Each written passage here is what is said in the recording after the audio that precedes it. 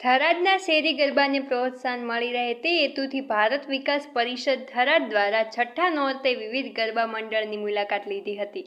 તેમાં વિનાયક સોસાયટીમાં આરતી કરવામાં આવી હતી। ત્યારબાદ સર્વોદય સોસાયટી, ચાચા ચોક ગરબા મંડળ, પોલીસ સ્ટેશન, મહાલક્ષ્મી માતાજીના મંદિર આગળ થાણા શેરી તેમજ મહેશ્વરી સોસાયટીમાં જઈ આયોજક મંડળની શુભેચ્છા મુલાકાત લઈ પ્રોત્સાહિત કરવામાં આવ્યા।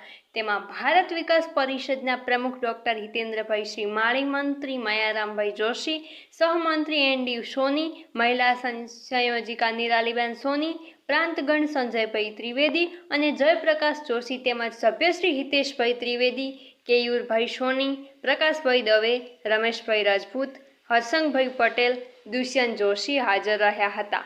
બ્યુરો ચીફ પીજે ચૌધરી, વાવ, થરાદ।